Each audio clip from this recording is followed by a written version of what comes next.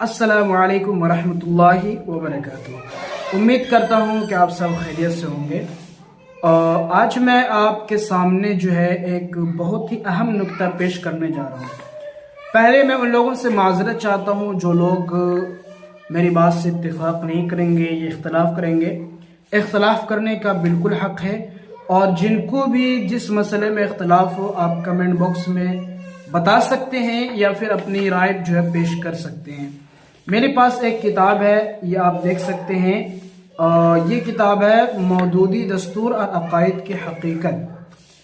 حضرت شیخ الاسلام حضرت مولانا حسین احمد مدنی رحمۃ اللہ علیہ کی کتاب ہے، یا یوں کہہ لیں کہ ایک سوال کا جواب ہے۔ اور اس میں جو ہے مودودی صاحب سے اہل سنت والجماعت کے جو اختلافات ہیں وہ فروعی نہیں بلکہ اصولی ہیں، اسی بات کو ثابت کیا گیا ہے۔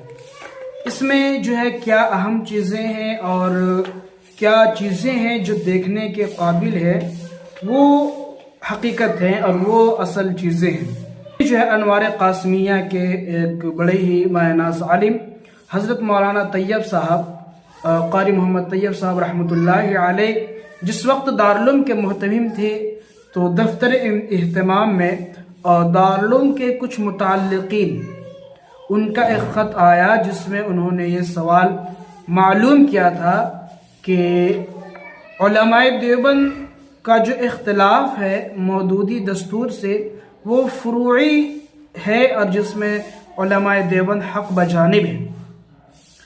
اور یہ غلطی جو ہے مولانا مودودی صاحب سے ان کے کم علم ہونے کی وجہ سے ہوا ہے اور نا علم ہونے کی وجہ سے ہوا ہے۔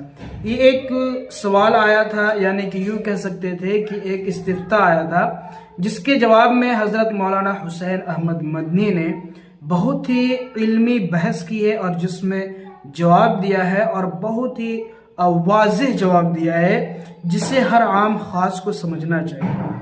یعنی کہ وہ لوگ جو مودودیت سے منتسب ہیں، ان سے تعلق رکھتے ہیں، ان کو بھی سمجھنا چاہیے، اور جو لوگ ان سے تعلق نہیں رکھتے ہیں ان کو بھی سمجھنا چاہیے کہ آخر یہ فنڈا کیا ہے اور اس میں جو ہے کیا اہم بات جو ہے بتلائی گئی ہے۔ تو ہم سب جس طرح جانتے ہیں کہ مودودی دستور، مولانا مودودی صاحب نے جو اپنا دستور پیش کیا تھا، جو لٹریچر پیش کیا تھا، کہ جس میں وہ اقامت دین کی بات کرتے ہیں اور اسلام جیسے مذہب کو بالکل جو قائم کرنے، ان کے ماننے کے اعتبار سے، اور ان کے یہاں جو ہے اسلام گویا نام ہی تھا ایک حکومت کا اور حکومت کرنے کا، یعنی کہ وہ دین جو حکومت کرے اور جو سیاست کرے، وہ اس طرح کے نظریے کے حامل تھے۔ لہذا ان کے دستور میں وہ ساری چیزیں جو ہے لکھی ہوئی تھی، اور ان کے دستور جو ہے جو آپ پڑھ سکتے ہیں، اور ان کے دستور جو وہ مل سکتے ہیں، چاہے وہ تفہیمات ہو یا اور بھی کتب ہے جس میں وہ بارہا وہ ذکر کرتے رہتے ہیں۔